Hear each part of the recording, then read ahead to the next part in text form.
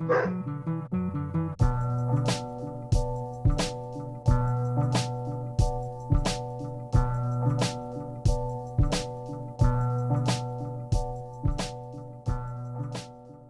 everyone and welcome back to the channel. It is Chad here once again, and I'm going to take you through a little tutorial on tips and tricks in Maschine. Now we're going to give you 6 of those today, so without further ado, let's get straight into it. Now the first one that we're going to address is sub kicks.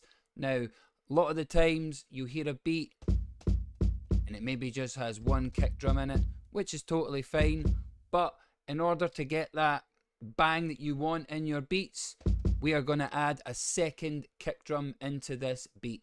So to do that, so this is your main kick, this is your sub kick. We want those two to fire at the same time. So to do that, we have done this before in previous videos, but we're just going to take you through again and show you how we do that. Normally with every single beat I do, you will find there is a sub kick in there. So to do that, we hit pad mode. We click on our first beat. We want that to be the master, so that's going to send. And then we hit our sub kick. We go number 1, and that's going to receive. Yep, so that is already firing like that. We'll come off of pad mode. So you can see that on the machine there. When I hit that, that's going to fire. Now you could do that as many times as you like. For that kick drum, you could do that with anything you like on the machine itself. So yeah, now we're not just going to leave it at that. We're going to add a few things to this kick. What we're going to do is we are going to add an EQ. We're going to take the low frequency all the way down to about 144, 145, somewhere in that range. Go, that'll do it. We're going to bring the kick up. The gain up, sorry. Yep. And also what we're going to add to that is a filter. So we're going to go all the way down, click that in to load.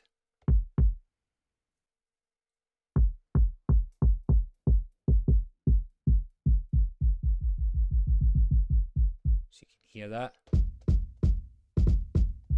Now another thing you can add is a saturator. Again, that's going to give it more drive as well. You can hear that straight away.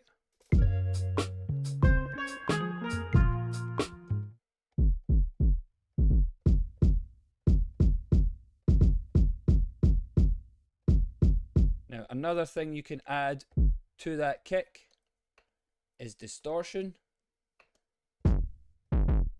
Now that might be a little bit overkill if you add all those elements to the mix, but you can fine tune them all. I myself think that the distortion there is just giving that too much. So you could choose between the distortion and the saturator. I would stick with the saturator myself, but you can fine tune that and find what works for yourself. So yeah, sub kicks are key to getting your kick drum to drive through the overall mix. So the next thing I'm going to show you, right, so we'll just let this sample play out. So just before we started the video, I arranged this sample and set up these drums, just very basic. We've got this kind of staggery kind of drum kick where the hi-hats are going on the offbeat.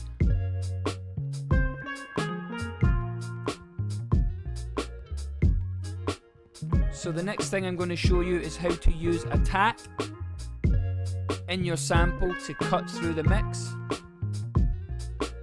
Now what that's going to do is it's going to change how the sample starts each time. So if I show you this with no attack, and then I bring it up, if I go extreme with it, you can hear. So if I was to play that, it's going to sound a little bit strange. So that's to the extreme, but what we want to do is just bring that down a little bit. And if your sample is overpowering the drums, this is what you would do. Or if your sample has a little bit of drums at the start or something just quite punchy, that is going to make the sample sit a lot better in the overall mix. Attack is so key to getting that snap with your, it's going to accompany the drums a hell of a lot better.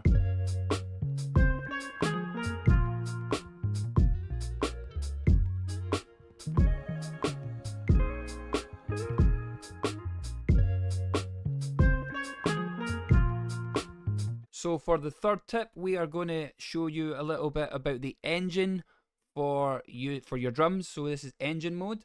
So what we do is we go back to our drums, and if we move along the pages here, you will see engine, and right now we're on standard. Now what I'm going to do, just to show you the difference, is we are going to mute that kick. So that's no longer triggering, just so you get an idea of what difference this makes in your drums. And then I take from standard, we're going to go for the SP1200. Now it says S1200, but I'm assuming that's because Native Instruments don't want to get sued. We are going to give you a little sample of that.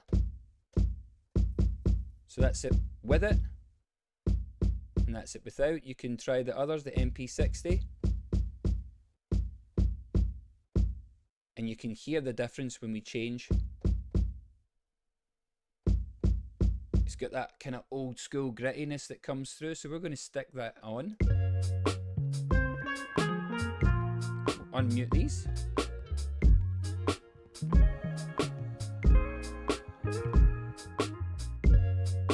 Something very, very handy, very simple that you can just fire straight on. Doesn't require a lot of figuring out or anything like that. It's straight there on your sampler, just on the main page right there. So yeah, put that into practice and you will definitely feel a difference and hear a difference in your kicks.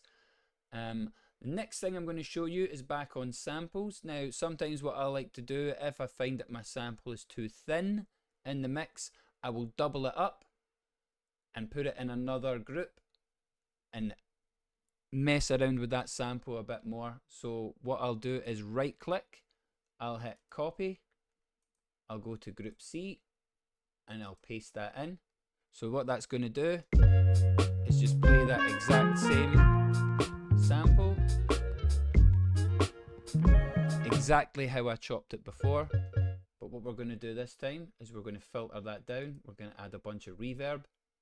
So we'll go into internal, we'll go to filter. And we're going to have a little mess around with this. And one of the best things you can do, folks, is play around by ear.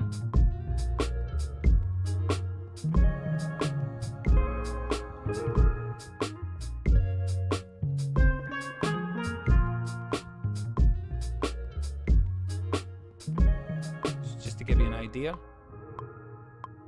how that's sounding just on its own.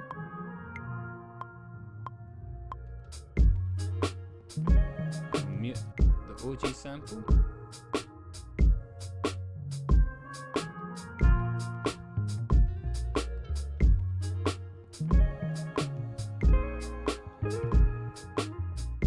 There's always something to remember, that you can always just take the original sample, and if you want to experiment, if you say I've got this sample sounding exactly how I want to mess about with it, but I don't want to do any damage, so just copy it, put it into a different group, and away you go. So another thing you could add in is a delay. Change the parameter from a 2.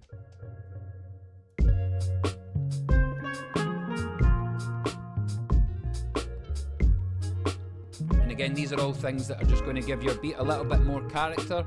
And when someone listens to it, they go, why does this sound so... It's got something about it where there's stuff you're like, what is that? Like, it's just subtly sitting in the back. And it's these little bits here. that are going to keep the listener kind of hooked into your beats. Right, so on to the next tip. We are going to go on to layering snares to make your snares snap. So right now we've got that one snare here. Where else is snare? There's one there. A couple up here. So yeah, how to make a snare sound beefier, but make it just sound like it's one snare. So you're going to layer these bad boys up. So we're going to again hit that snare, hit pad mode. Now we've already linked to group 1, so we're just going to go to group 2. This is going to be the main snare. We're going to add this one in. So we're going to hit receive. Now we can do that for lots more. So we're just going to 2 and receive. Hit the next one. We're going to go 2 and receive. We'll add that little snap in as well. So you'll hear this straight away. Now if you go up to mixer, you can see all these firing at the one time, the little snap.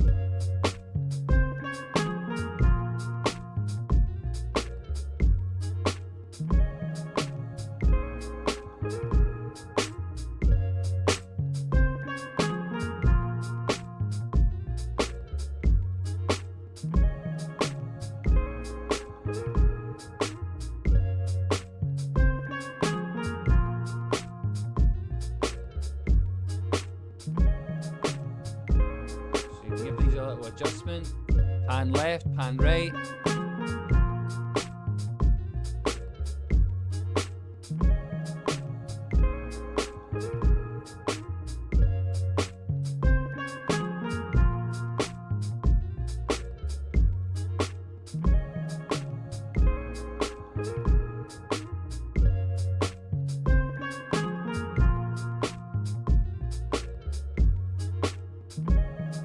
Yeah, adding extra snares onto it. I mean, what you could do as well, folks, you don't have to do this pad mode every single time. What you could do is just go on to Maschine, and every single time you want to add a snare, you would just hit record and layer your snares right here on the actual workflow itself. But for the purposes of this video, we're going to show you how to do that very, very quickly.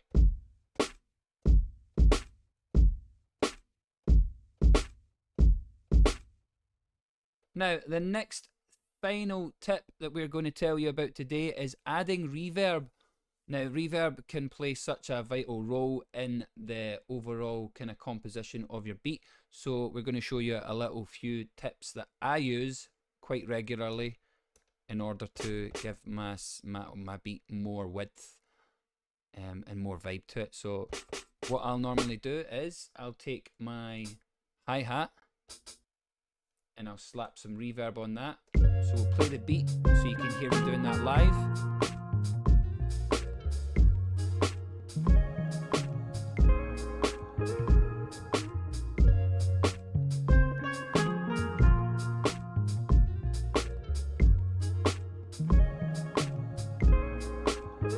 And again, you can do that to your sample as well. And what that's going to do is that's just going to draw your sample out. So we'll do that again live while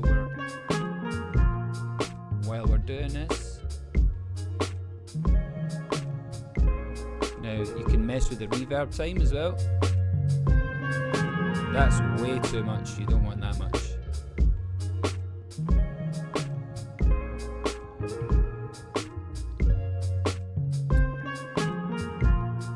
Now another thing you can do is add like a ride.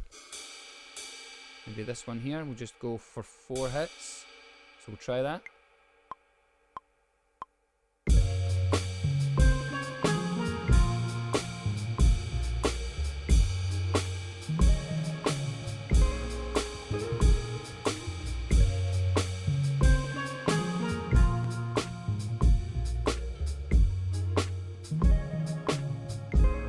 So we bring that one right down. But again, some reverb, and you can go a little bit nuts with that one.